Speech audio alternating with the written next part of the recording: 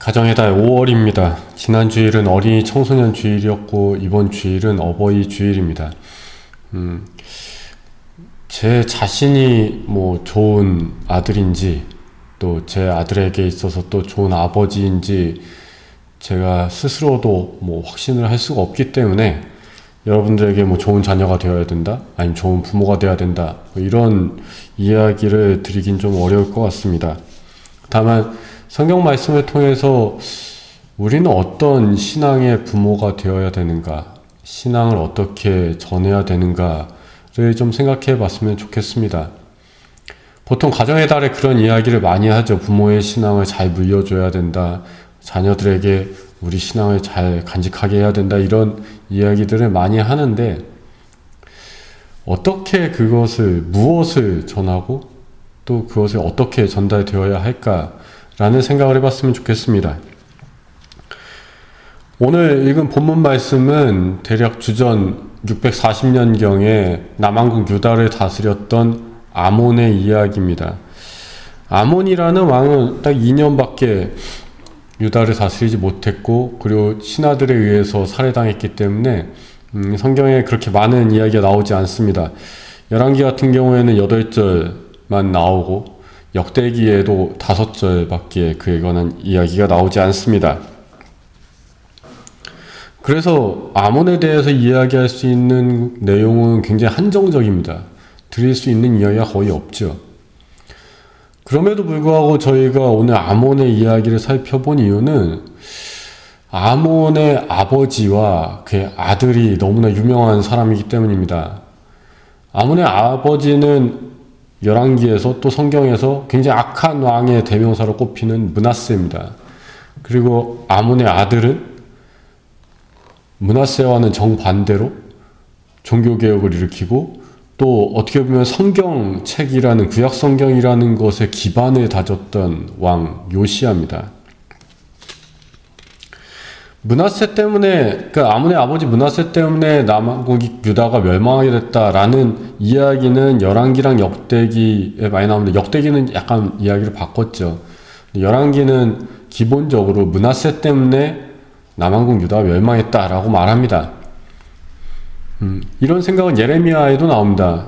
예레미야 15장 4절에 보면 히스기야의 아들 므낫세로 인해서 남왕국 유다의 백성들이 세계 곳곳으로 흩어지게 될 것이다 라는 이야기를 하죠. 므낫세가 이렇게 악한 왕으로 불리게 된 이유는 그의 아버지 히스기야가 만들어 놓은 하나님을 믿는 신앙, 성전 중심의 야훼 신앙을 다 무너뜨려 버리고 갖가지 우상을 남왕국 유다에 갖고 들어와서 백성들이 그 우상을 섬기게 했기 때문입니다. 심지어 므낫세가 인신제사, 불 가운데로 자녀를 지나가게 하는 것까지 했다라고 얘기하죠. 최근에 학자들은 므낫세가 이런 우상을 숭배했다라는 목록이 좀 과장됐다, 아니면 어떤 므낫세의 악함을 드러내기 위해서 일부러 좀 은유적으로 우상 숭배했다라고 표현한 것이다 라는 이야기를 많이 합니다. 저도 그렇게 생각합니다. 므낫세가 어떤 우상 숭배를 했던 것은 분명해 보이지만, 그렇다고 성경 열왕기하 21장에 나오는 것처럼 이렇게까지 수많은 우상을 마구잡이로 섬겼던 것 같지는 않습니다.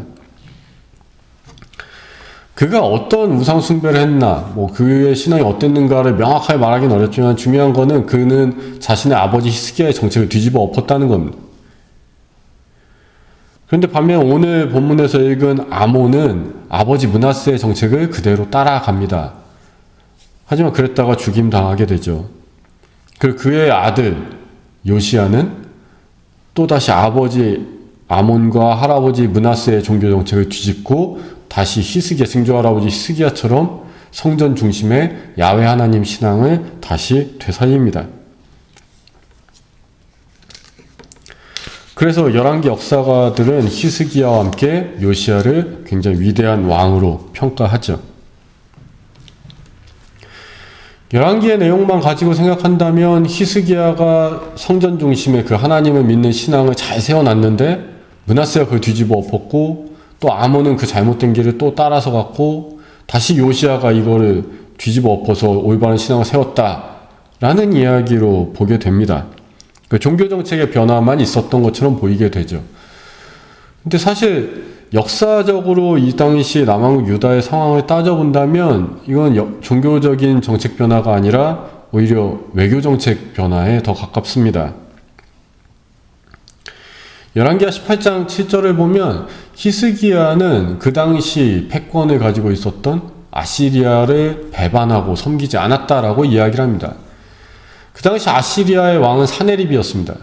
사네립은 바벨론을 완전히 정복하고 그 아시리아 최고의 국력을 구가하던 시절이죠. 그런 사네립 시절에 히스기야가 도대체 뭘 믿고 아시리아를 배반했는지 모르겠습니다만 히스기야는 아시리아에 따르지 않습니다. 히스기야는 오히려 아시리아에 계속 대항해서 독립전쟁을 벌이고 있었던 바벨론과 손을 잡습니다. 그래서 바벨론 사신들이 예루살렘에 와서 성전 안을 다 보고 갔다는 이야기가 나오죠. 열왕기하에는 이 사네립이 죽었다는 이야기가 히스기야 이야기 사이에 들어있기 때문에 사네립이 히스기야 때 죽은 것처럼 보이지만 실제로 사네립은 히스기야 다음에 므낫세 때 죽습니다.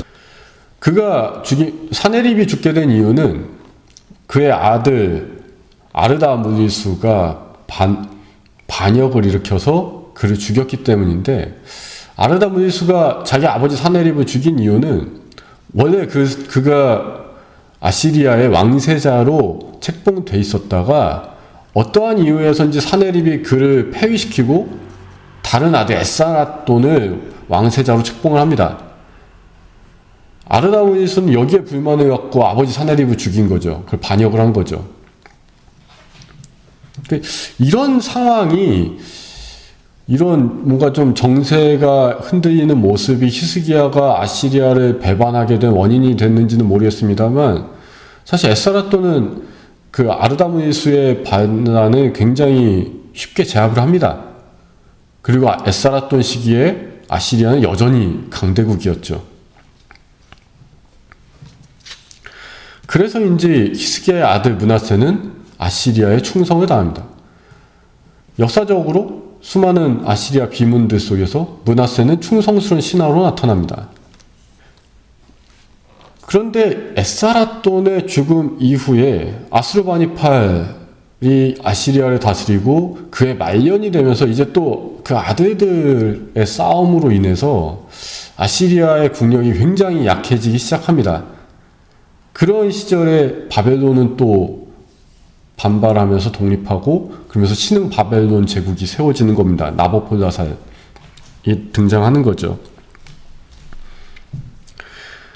므낫세의 손자죠. 아몬의 아들 요시야가 종교개혁을 일으킨 그의 재위 18년 차는 연대 측정상 약간의 오차가 있을 수는 있습니다만 거의 그 오차 범위 안에서 아스루바니팔이 죽고 그의 아들 아스루 에틸 일라니가 왕위에 오른 때입니다.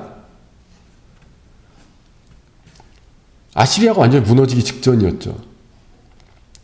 그러니까 그런 상황에서 요시야는 아시리아에 반대하는 정책을 펼칩니다.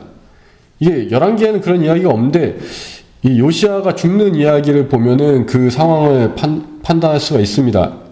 요시야는 성경으로 따지면 애구방 느고에 의해서 죽임을 당합니다. 애구방 느고라는 사람은 이집트 제26왕조의 왕 네카오 2세입니다.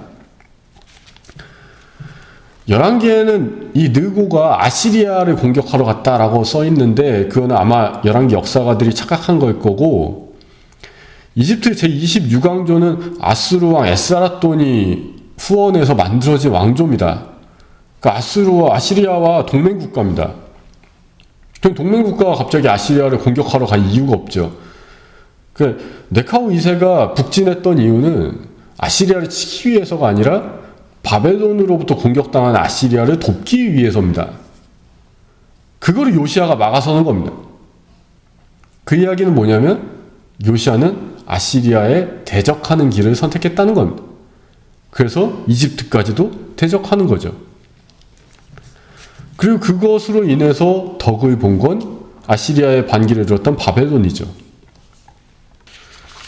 근데 참으로 아이러니한 것이 고고학적으로 봤을 때 이 왕들 중 히스기야, 므낫세, 아몬, 그리고 요시야 이렇게 4명의 왕을 봤을 때 므낫세 시절에 남한국 유다가 제일 잘 살았습니다. 제일 화려한 시절을 구가하던 게 므낫세 시절입니다. 그래서 므낫세 40년 동안 유다를 다스리죠. 또 아시리아는 북왕국 이스라엘을 멸망시켰지만 므낫세가 그걸 충성스럽게 해서 그런지 남왕국 유다는 공격하지 않죠. 오히려 히스기야와 요시야가 협력했던 바벨론이 남왕국 유다를 멸망시킵니다. 히스기야부터 요시야까지 보여진 이 종교정책 변화, 하나님을 잘 믿었다가 하나님을 또 안 믿고 우상숭배했다가 또 다시 하나님을 잘 믿게 됐다, 이거는 단순한 종교정책 변화가 아니라 외교정책 변화에 따라서 수반된 어떤 현상이었습니다. 이런 모습을 보면서 그런 생각을 하게 됩니다.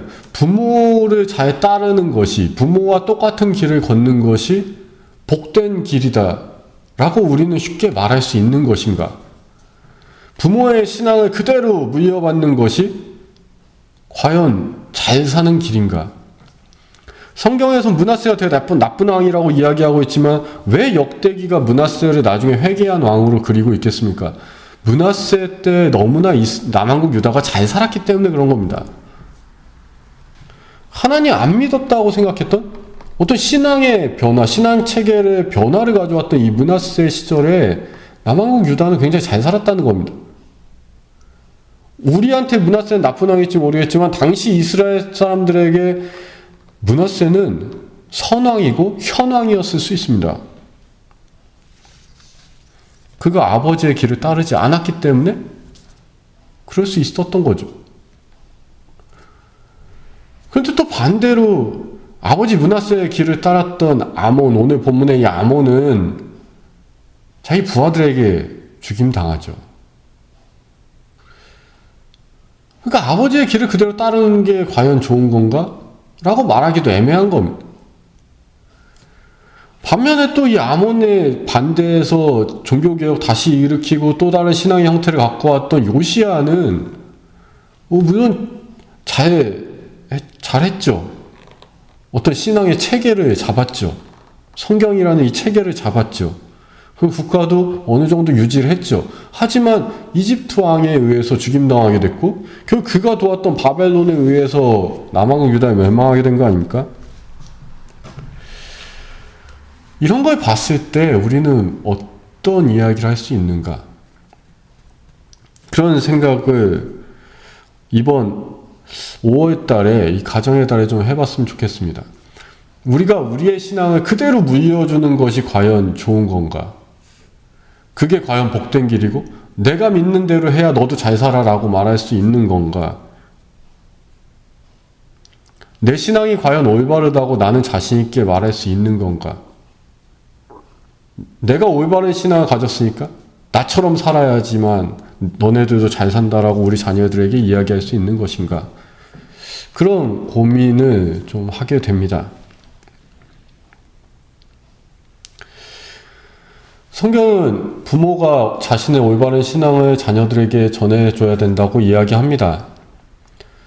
그런데 우리가 올바른 신앙을 하고 있는지 판단할 수가 없죠. 내 신앙이 정말 올바른지를 우리는 자신있게 이야기하기가 어렵습니다. 그리고 또 나의 신앙을 그대로, 부모의 신앙을 그대로 따랐다 해서 자녀가 복된가? 라는 거에 대해서도 확신있게 말할 수가 없습니다. 그럼 우린 무슨 말을 할 수 있겠습니까? 무엇을 할 수 있겠습니까?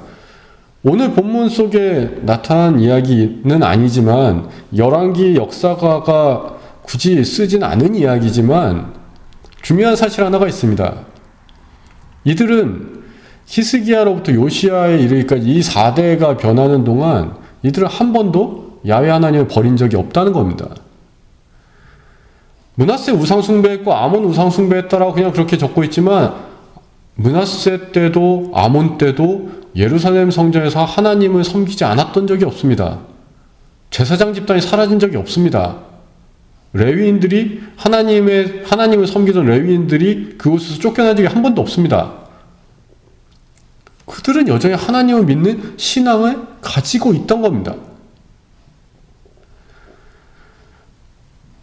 국제 정세에 따라서 외교 정책의 변화에 따라서 어떤 우상 숭배 문화가 들어올 수 있었지만 그들의 신앙의 그 깊은 저변에는 항상 하나님을 믿는 신앙이 깔려 있었다라는 겁니다.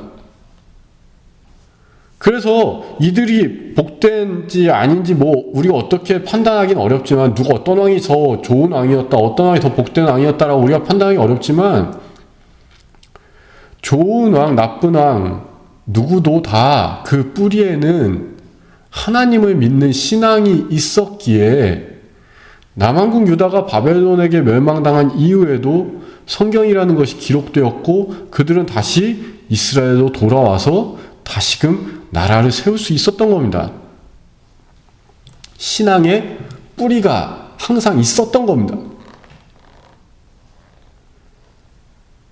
저는 이 가정의 달 5월에 우리가 자녀들에게 막 우리의 신앙을 열심히 전해야 된다, 막 내 신앙대로 살라고 이야기하기를 바라지 않습니다. 다만 여러분이 갖고 계신 그 믿음의 뿌리, 하나님 안에서 내가 살아왔고 앞으로도 내가 살아갈 것이다, 그것이 나에게 희망이 되고 나의 기쁨이 되고 나의 평안이다라는 그 믿음의 뿌리를 전해주셨으면 합니다. 지금 이 코로나 시대에 또 너무나 변해가는 이 사회 속에서 우리의 자녀들이 어떤 모습으로 신앙생활을 하게 될지 우리는 판단할 수 없습니다. 우리랑 완전히 다른 모습으로 신앙생활을 할 수도 있습니다. 이미 너무 많이 달라졌고요. 그렇다고 그들을 뭐라 할 게 아니라 그들 안에 믿음의 뿌리가 굳게 자리하기를 바라고 그것만을 가르쳤으면 합니다. 우리 가정 안에 믿음의 뿌리가 있다면 신앙의 형태가 어떻게 변하든 간에 결국 그곳에서 하나님 말씀 따라가려는 어떤 순간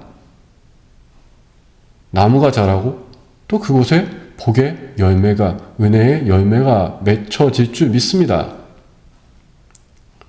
우리가 전해야 될 것은 이 열매 자체가 아니라 뿌리입니다. 어떤 순간에도 결코 변하지 않는 뿌리. 그것을 전하시는 여러분이 되시기 바라고, 우리 믿음의 뿌리가 뭔지를, 내가 전해야 될 그 믿음의 뿌리가 뭔지를 생각하는 이 5월이 됐으면 좋겠습니다. 무턱대고 나의 신앙의 형태를 전하는 것이 아니라 우리가 진짜로 가지고 있는 그 뿌리 자체가 무엇인지를 생각하고 전하는, 가르치는 5월이 되고, 그리고 그것을 여러분의 자녀에게 전하셨기 때문에 여러분 자녀들도 결국 믿음의 나무가 자라고 자신들만의 열매를 맺게 되는 그런 귀한 복을 누리게 되는 그런 이 5월이 되었으면 합니다. 여러분들께서 그 뿌리를 잘 전하실 줄 믿습니다. 그리고 여러분들의 모든 가정에 그곳에서 나무가 자라고 열매 맺히게 될 줄 믿습니다. 하나님의 은혜의 열매 맺으시고 그 은혜 속에서 평화와 기쁨 누리시는 여러분 되시길 주님의 이름으로 축원합니다.